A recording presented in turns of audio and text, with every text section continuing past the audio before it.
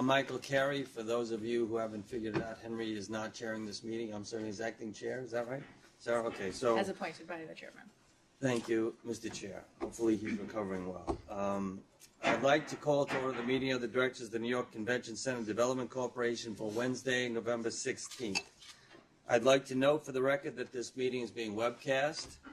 The directors have received the relevant written materials in advance of today's meeting and are free to ask questions at any time. Please note that we welcome public comment on the items for the agenda. To ensure maximum participation, speakers representing themselves may speak up to 2 minutes each, and those representing groups may speak for up to 4 minutes with one speaker per group. Speakers' comments may address only the items on today's agenda. Before we begin with the substantive portion of the meeting, I'd like to ask the directors whether anyone has any potential conflict of interest with respect to any of the items on today's agenda. Okay, there being none, I guess we'll proceed. Hearing no conflicts, I'll ask Sarah, the president of the corporation, to present the request for authorization for the corporation to increase its spending plan and its capital expense authorization for fiscal year 2016-2017. Sarah?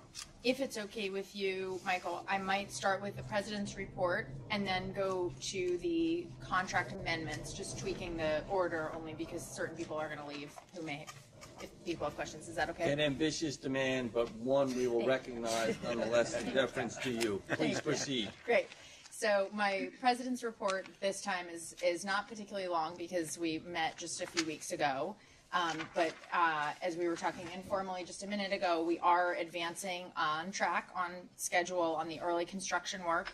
We intend to break ground in the first or second week of December, which is a really exciting milestone. The first of the contractors to be out in the field will be the caisson and foundation work to do the 6 caissons. And then we'll follow shortly with steel. So those were the 2 contracts that the directors approved at the last meeting. We, it is very, very critical that we stay on schedule because we will be moving ahead with the design builder sometime mid next year. So all going smoothly. I also wanted to just mention that, as you saw in your board materials, we've selected a project management team that we'll talk about in greater detail in a minute. That's also a very important milestone for us to keep on track and to set up the appropriate project controls that are really critical for a project of this magnitude. So we're excited about that. And then finally, just to mention the design build procurement, it's underway.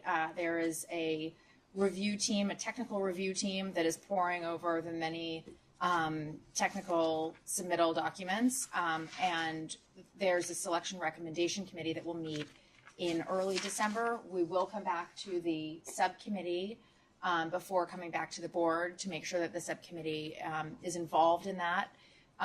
But we are excited that that's advancing, again, according to schedule. That was all I had. Does anyone have questions on early work or design build process? Just on the question of the committee meeting and the design build process, in order to set up a committee meeting, it'd be helpful to know when you expect to do that. We've had a little difficulty getting everybody together. So can you give us a sense of when you think you would be prepared to come to that committee?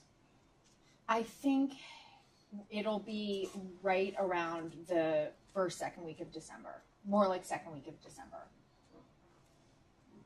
With the anticipated selection being, when do you expect to come to the full board? How much time will the committee have at that point? I don't know yet, so we can talk schedule maybe offline. We have everybody here, which is the reason I'm suggesting maybe this is a good time to set up a committee meeting. Yeah.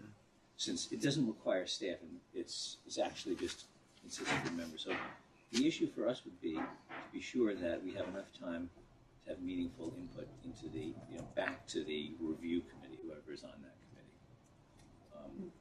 Right.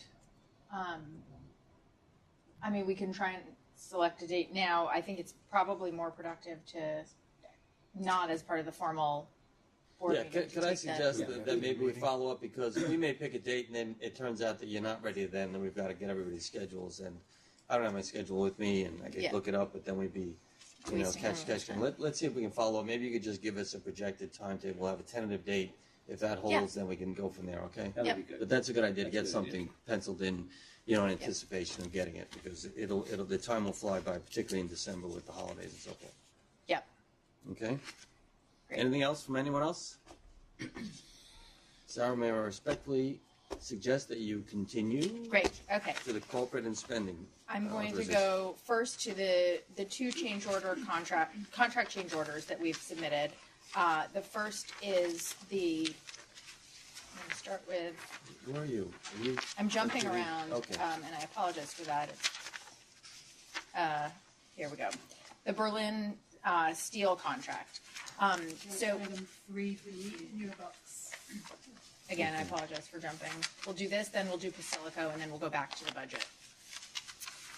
So last month in October, the directors authorized CCDC to enter into contract with Berlin Steel for $5.595 million for the transformer yard construction work. Today, we're coming back to the board to seek approval to increase the contract value by $1.224 million in order to cover three different items. The first is acceleration in their schedule for $625,000. The second is $40,000 to cover additional steel. And the third is $559,000, which represents a 10% contingency on the base contract price.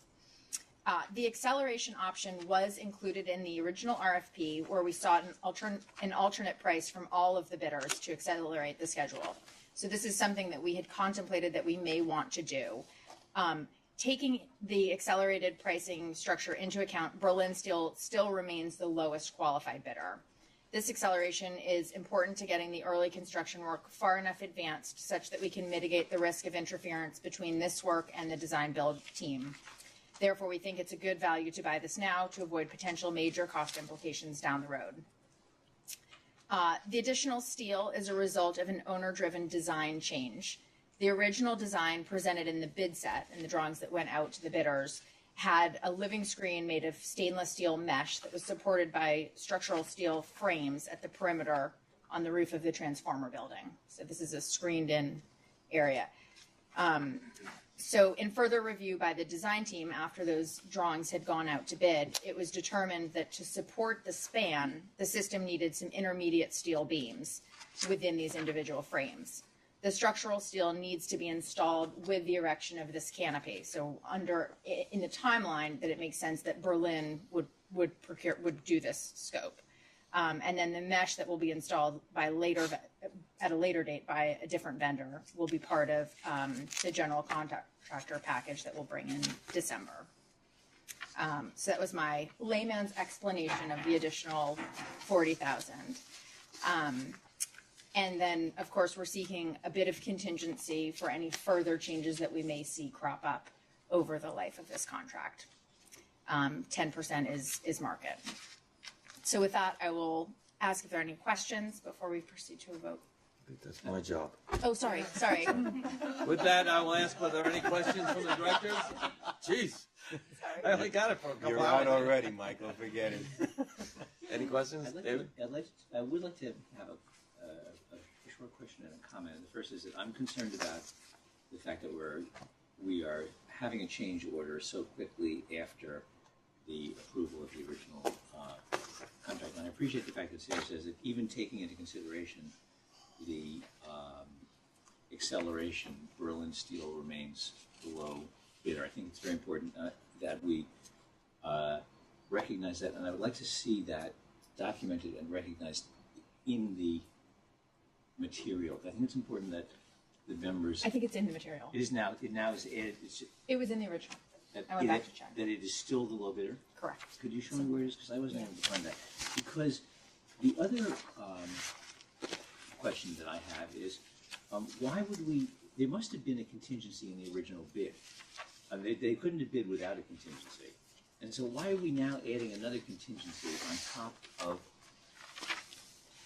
In both items. You're on page. Number 1. And then Remain the lowest qualified bidder. But does that include the contingency? You see, see, the thing is, the contingency, the original bid should have contained a contingency.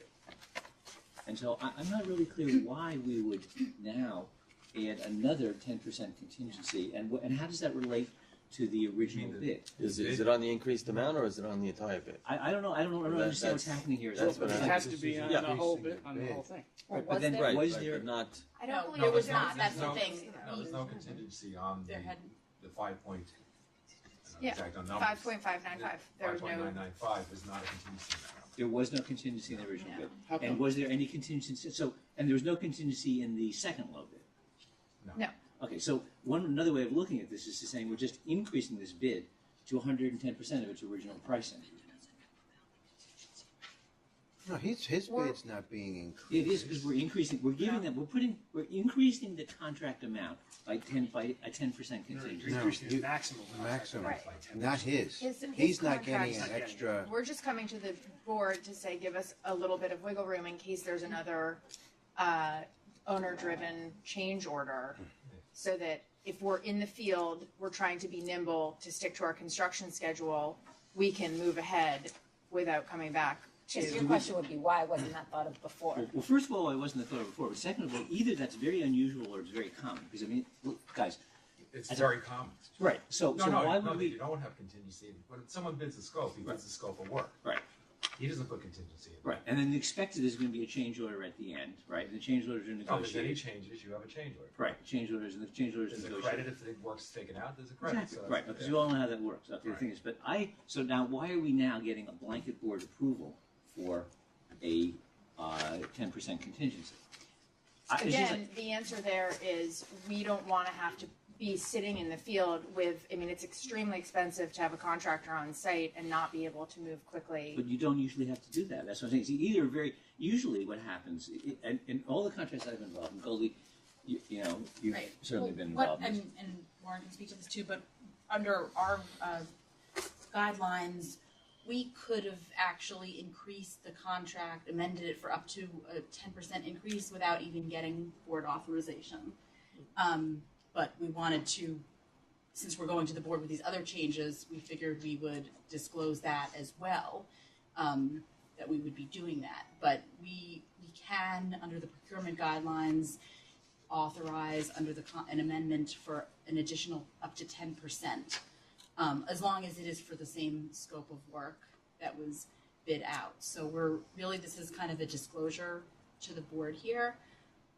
so are you waiving your right to go and do that in the future, or is this, I'm kidding? No, I mean, the thing is, are we going to know about these changes or not? Is what I'm trying to understand. Is that Well, are we that's a good point. I mean, that's the only reason I'm asking this is that we're raising the contract. It says here we're increasing the contract value by 10%. I would be more than happy to come to the board with any further, if there is a further change. I mean, we don't know that there will be, but if there is, I'd be happy to come to the board and report that, either real time before a meeting happens or during a meeting. I don't think we have any problem with transparency into what's happening in the field. I think it's more just providing the corporation with the ability to execute. I don't think we need. I mean, I can't speak for the other board members. Certainly, from my point of view, I don't think we need a real-time approval of small change orders. That will just screw up the whole process. At least from my point of view, but and I'm certainly happy to delegate that. I'm just surprised at why this is happening now, which is I'm confused why we're bringing it now instead of at the time of execution of the original contract. And I guess what Goldie's saying is, well, it was embedded in the original contract but not called out. Now we're calling it out. Is that what we're saying? Well, we're calling out the fact that we have the ability to do that. You know, I I'd agree, also it just could say, have been you know, in last month's materials, but We are, as we're advancing this, we're seeing more clearly, it's starting to crystallize how the action works, if you will. And here we have a $40,000 very minor change on the table that we want to be able to roll forward with. We anticipate now that we're seeing it happen, well, let's make sure that we are positioned to not, have our hands tied or held up. I don't in think the anybody has a problem with the $40,000 in steel. I think the problem is that the contingency comes up at this point in the process, and it begs the question: what is going to be the program going forward with regard to contingencies? Are we to expect that it's going to be 110% of everything that we authorize, or is there going to be transparency at the table when we authorize it? I So think what we that's can do essentially for the it. next, so we'll have 5 other trade contracts. It's a very valid point. We're going to bring those to the December board meeting. And what we could do there is, you know, I want to give transparency into the actual trade value of the, not a, you know, padded budget. And then we can add at that point and seek approval from everyone, if the directors are amenable to having a contingency that's just for the owner. It's not for the contractor at the get-go. We want them to stick to their actual trade contract. But that we would know if we have an owner-directed change order that we would not have our hands tied. Does that work better? I mean, the problem here is this. Let's be honest. If you, as you were George just suggesting, if you have 110% contract, it's going to get used. There's change orders in every job. If the contractor knows that this is what the budget is, they'll find a way. It will get used. So, we. I don't think he knows. This no way he public should meeting. know. It's public Well, meeting. yeah, but He's going to know. There's no secret. We just increased the contract value. It will be amazing that extra workers will be required. There'll have to be, you know, some 3 people to inspect trucks coming in. Who knows? But it'll get burned. If you have it implied in the contract, isn't it there? We don't have it in the contract. We don't have a contingency. Or That's what whatever. she's saying. What is? She said that's by our procurement law. Our procurement rules allow us to increase the contract value up to 10% without seeking director's approval. On one of the boards I sit on, there's a lever where it can be by an email vote, just to 3 people to approve a change order of up to something. Could there be something like that, so that you wouldn't have to bring us all together, but at the same time, I think we all recognize that as you go through this process, this is going to happen a few more times, and not wanting you to feel stuck. I think we can do it just up, I mean, right, like I said, if we took this out of this item, we would still have the ability, if another change order came up that was less than 10%, we could go ahead and amend the contract without going to the board. If it was above that, we would have to have a full board meeting. So wait, if We it's can have- changes up to $559,000, Yeah, Yeah.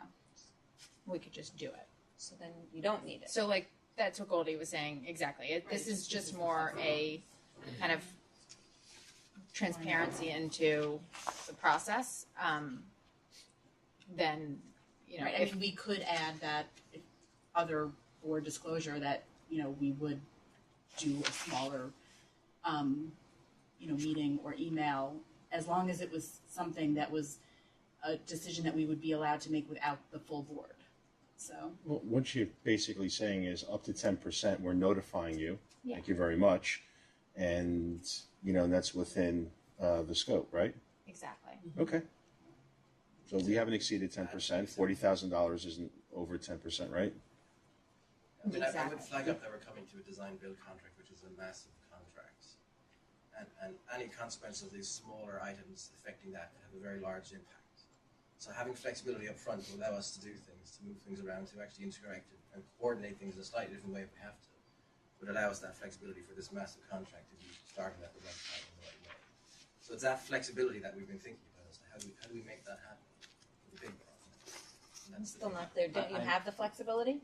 we do, like I I said, this is think more this of a is a- disclosure. An incredibly valid point, though. Today we're talking about $40,000 that could have major implications. If we have another of these where we need to kind of move quickly, if we don't have that flexibility, we will have major cost. Let me. Let me ask you a question. I mean, are we talking about this is on a one-shot deal at 10% contingency, or are we talking about any change order that might exceed 10%? Because I'm confused. Up to 10%, you can just do it, right? Right. $40,000, Why are we notify the voting? board. That's what. Yeah, so then I don't understand. Yeah, so- We were just trying to be, we were, you Right, know, right. But is it that if you get something over 10%, you would otherwise have to come back to the board? Yeah.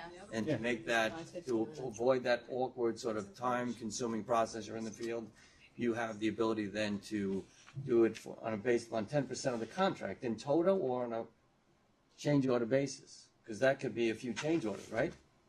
Am I making any sense? Yeah. Once the 560 is gone, then she has to come back to us for more money. Is that clear? Yes. Okay. Yeah. I just yeah, want to make yeah. that clear. Yep. I think it's the hope though that they shouldn't spend the 560. Correct. And their Yeah, contract does not include that. Yeah. But David makes a good point. But now they know. Meetings. This 10% can be used up only in the event that you ask for certain changes that require various added services by the contract, right? Or something unforeseen. Understood. Ergo, a change order. Right, okay.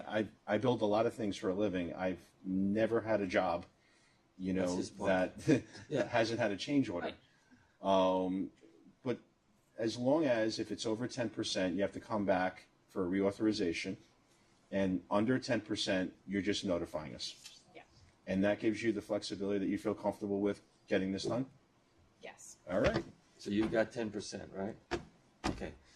Any other questions? I'm sorry, Dave. Can I yes, just sir. make a suggestion in that case? That is that on a going, how are we going to address this on a going forward basis? Because it sounds to me like we're going to have a bunch of little contracts. Maybe not. I don't really. It sounds like we're going to have a bunch of little contracts coming forward, We'll right? have 5 more.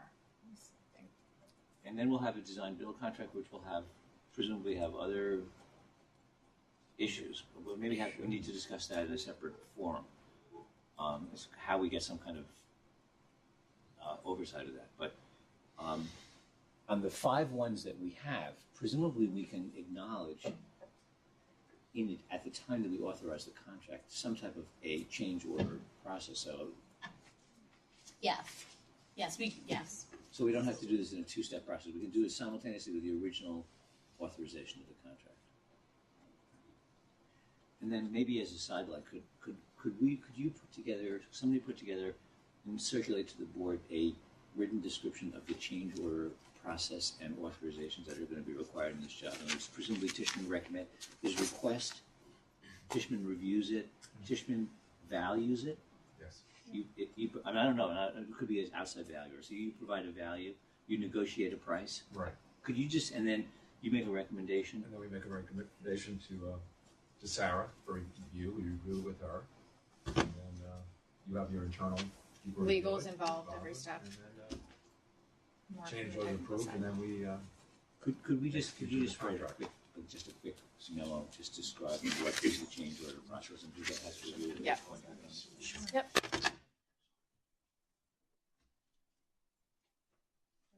Okay. Any questions from the public?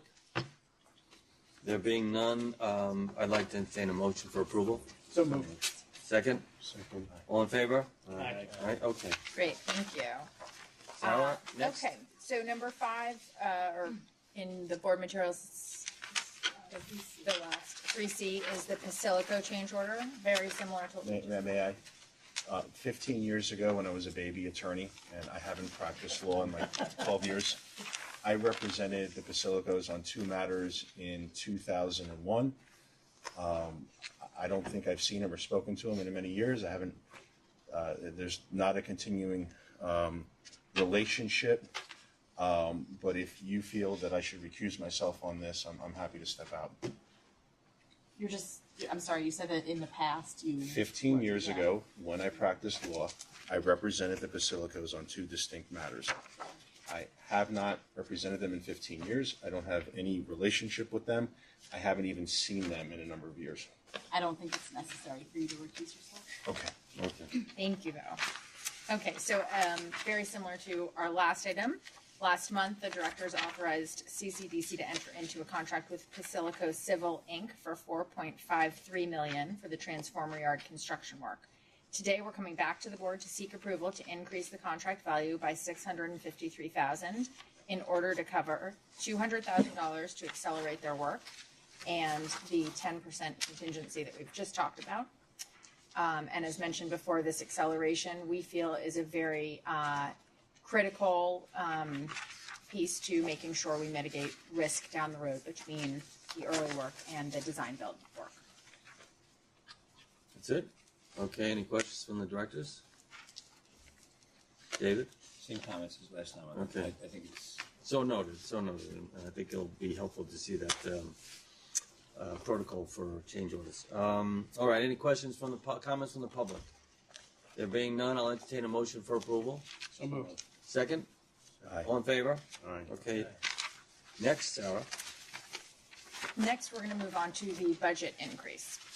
Today, we are And seeking. we're back to the beginning. Now we're back to the beginning. Thank you for humoring me on that. Today, we're seeking approval to increase the CCDC spending authority under its capital expense budget by $18 million in order to align with our expected payment obligations. Specifically, we're looking to increase the budget for insurance, legal services, and construction. All spending will remain within budget. However, we're moving the construction project forward. Certain payment obligations have arisen sooner than we had originally anticipated. In addition, we're looking to increase the operating spending budget by $56,631. And the details of that, I won't go through listing them because they're quite small, but they're in your board packet. Okay, any questions or comments from the directors? All right, any questions or comments from the public? There being none, I'll entertain a motion. Second? All in favor? Aye. Okay, Sarah, I guess we'll go right to B? Or Perfect. is that done? Yes, so Okay. we'll move into the insurance item. At last month's board meeting, as you remember, the directors approved the purchase of commercial general liability insurance with combined limits totaling $6 million at a cost not to exceed $950,000, as well as an excess liability policy at a cost not to exceed $650,000. Since that time, staff, together with its outside insurance consultant, has done further diligence on the appropriate levels and types of insurance. And this was a discussion that we had in the last meeting and wanted to come back after doing further work. Today, we are seeking approval from the directors to add additional excess liability coverage. The policies that we seek to bind will be exclusively for the early construction work. So we're going to come back and talk to the directors at a later date about the insurance for the design build. The proposed policies will provide coverage through construction and then completed operations for 7 years. As detailed in the board materials, we are proposing new coverage of $95 million at a total cost of approximately $1.1 million. This is in addition to the $5 million of excess liability that was previously approved, putting total coverage today at $100 million. We will continue to analyze whether this is adequate. This is something I've talked with David about as early as this morning. So I've taken his thoughts, and we will continue to analyze whether we want to add to that. This is a minimum. And so we will come back formally to the board with either a third-party validation that this is the right amount or a recommendation that we purchase additional excess liability coverage. So our intention is to make sure that we are sufficiently covered, if not over-covered. What happened to David's question about pollution mitigation? Was that? We did get feedback on that, and we actually followed up this morning. We have not purchased it yet, but we're still analyzing what the options are and what the coverage provides. So the pollution insurance that's available is for any unknowns, not knowns. And so we're, without being an insurance specialist, I want to come back more formally to the board with either a recommendation of what we would purchase or a rationale for why we won't seek it. Sarah, I would just point out that this insurance is excess of the contractor's insurance. So this would not be the first bite at the apple. It would be after the various contractors. And that coverage is about, between Tishman and the subcontractors, is about $110 million. As Sarah said, we have had other conversations outside of the board context about this, and I do want to say, first of all, I'm very glad that we brought our coverage up to $100 million and that we're discussing it publicly. I do think that it's very important that we have some type of an outside view of what an appropriate level of coverage is. I appreciate that this is a second level behind the, but it feels low to me, given the size of the scope of the project. And I think, as Sarah points out, this is only for the the early work, I think we need to have a conversation. I'd like to suggest, Michael, that we have some type of a conversation about how we size and purchase our insurance for the full-blown project. Goldie, I know, and others in the room have painful experience with this because of recent work at LMDC and also work at Battery Park City Authority, where we burned through some of the contractor coverage, and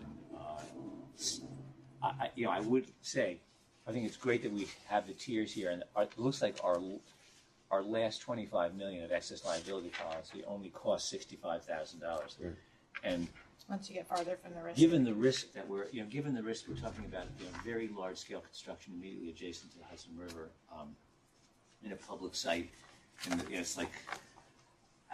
Open season. It's open season, and I do think that we owe it to get an outside view of, and Sarah fully agrees, and we should hold this item open and see whether we really need 100 million, 200 million, maybe 100 million is fine.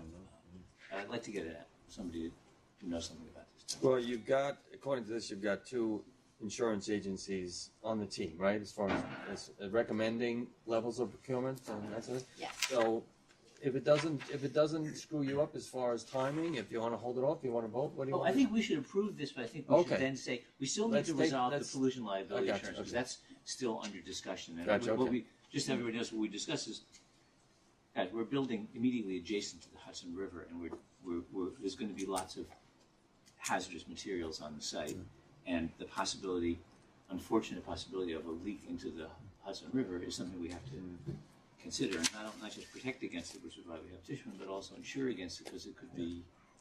It's a very good point. Alan, can I ask you, does the operating company have insurance against this sort of?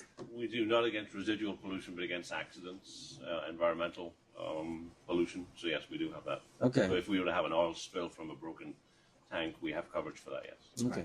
But we need that. Understood. I'm just. And it may be that it's covered somewhere, it may not be, and we'll buy it. But we will follow up with the board on All right. this. So where we are right now is we'll vote on this, and then we'll reserve the right to come back if we get, word from our various advisors that it may be a good idea to enhance and increase. Okay. Is that a fair? Yes, absolutely. I think as it is, it's better than it was. Right. We should approve it, and I think the other thing is we should, if we could, so that we're doing this in advance rather than at the same time, we should take a look at the insurance question for the larger project. Absolutely. And get some type of, Agreed. so that as we don't feel rushed into it, and we're able to get the kind of coverage that we need.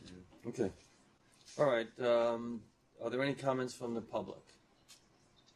Barring none, I'll entertain a motion for approval. So moved. Second? All in favor? Aye. Okay. I note for the record, Sarah, that because you've been so efficient, I don't think we need a president's report this time. Is that correct? Exactly. Okay, so we'll go. I'm not sure where you are. I'm sorry, I jumped. That's okay. That's okay. It's a test for us, See if we can find you. But the next item, I guess. So I think this is our final item. This is for the project. That's always management- welcome, but although we love this one. The project management services contract, and this was included in your board materials a month ago. We held off because we were still negotiating with the vendor, with Tishman, to get to a place where we felt, we didn't want to seek board approval without getting to where we wanted to be on the commercial terms of that agreement. So I will present, and also I have Mark. Mark has been involved in this discussion as well. So today we're seeking approval from the directors to enter into a project management contract with Tishman Construction, with Lehrer LLC, Velez Organization, and PMX as subcontractors. Their scope will include project management of the design-build contract, inclusive of design and construction, commercial management, technical compliance and oversight, construction compliance and oversight, operations interface with the House, CCOC, quality management, outreach support, and related services, including cost estimation and scheduling. In late September, CCDC issued an RFP for this contract, which was announced in the New York State Contract Reporter, also posted on our website and distributed to a list of potential bidders based on our internet research for similar services. 3 firms responded by the October 19th deadline.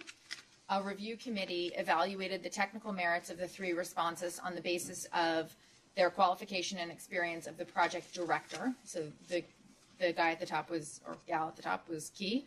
Qualifications and experience of the other key personnel that were proposed, and the project management approach. Separately and independently, the 3 responses were also evaluated on the basis of proposed rates for personnel and on their diversity practices. As a result of this evaluation process, Tishman was identified as the best value awardee. An evaluation panel that included outside reviewers made a unanimous decision. We are therefore requesting board approval on this contract with an initial value not to exceed $1.5 million for the first phase, which we expect will be 4 months. During this phase, Tishman will develop a detailed scope of services and resource plan, and then staff will come back to the board for approval of the total dollar amount over the life of the contract, which is for 5 years plus 2 one-year extension options. So this is really the critical arms and legs for ESD, for the state, to manage this $1 billion+ project. And we feel it's very, very important that we get this team in place and get it right from the get-go. We, are new at design build, and we've selected a team that understands design build, and that's very, very important. And we spent a lot of time negotiating with this firm to make sure that we feel their rates are in line with market, and that we're that they're competitive. So I'm open to taking any questions, and also Mark too. Okay. Any questions or comments from the board? Okay. Can I mention one other thing? Because David and I talked about this before. I did want to mention, David appropriately asked for some transparency into the process that we went through to make sure that that this bid was competitive. And the reason that we held off for a month was because our internal, this isn't just a board question, it's a question that we have to answer internally.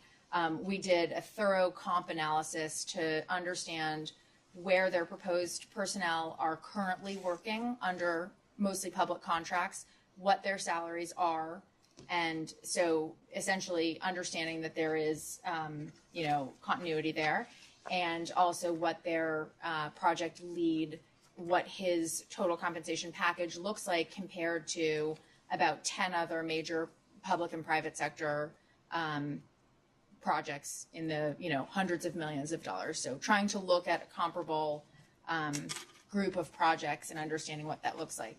We then looked at what their proposed overhead rates are and compared those in the market. We negotiated both on the compensation package and on the overhead rates to make sure that we felt we were really squarely in the middle of that group.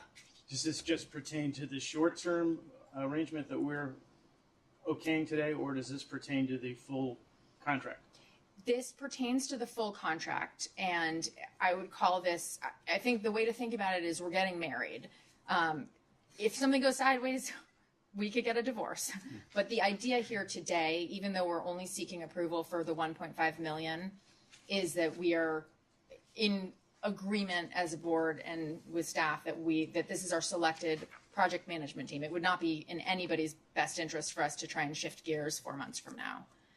But that 4 months will give us the time to sit down and say, here's what we need to accomplish. Here's what we need from a resource standpoint.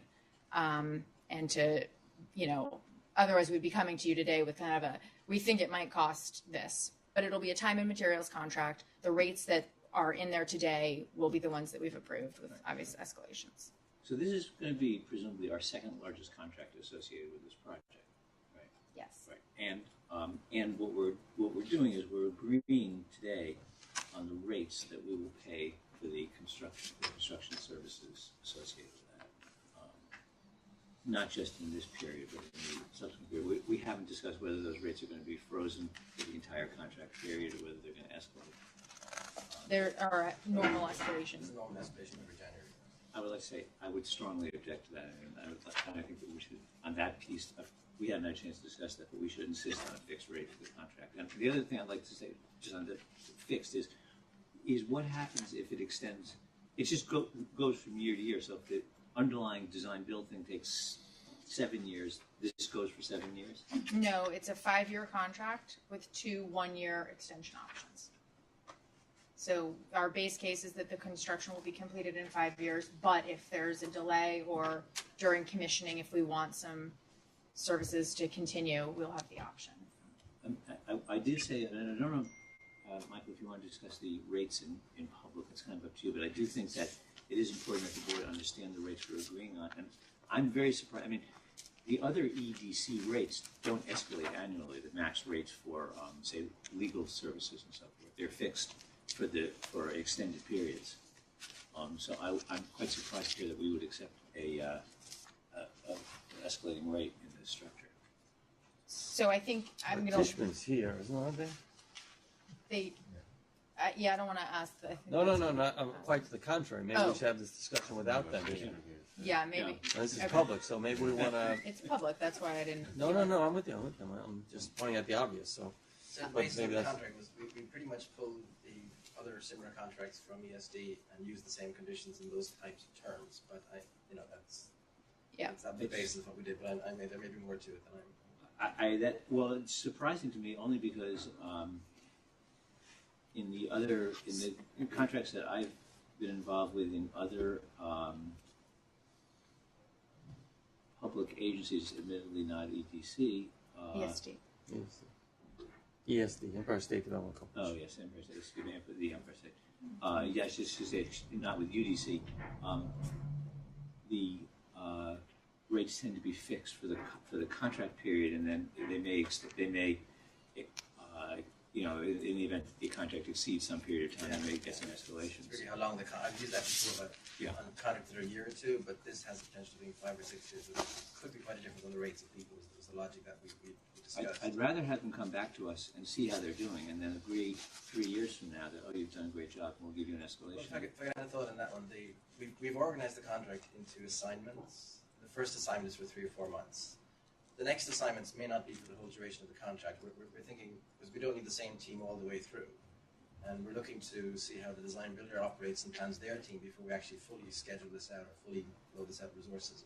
So we may do a 2-year version of that to start off with, but the initial procurement would allow us to do it for the full time. But we think we need the ability to change resources and people as we go, and that's where we're. I think that's reasonable. I don't think it's reasonable that we should necessarily just agree to keep on escalating all through this without some type of a performance criteria or something. I don't think we should lock ourselves into these type of rate increases. And as I say, I don't think it's the usual procedure. I mean, you may have a different somebody who does these contracts may have a different experience, but certainly the legal contracts and the accounting contracts don't escalate. They're fixed at whatever they are. I think it's. Sorry, go ahead. If I just add, I've been involved in a few where they have escalated, and particularly what happens, the one that I was involved with did escalate. It was for a 5 or 6 year period.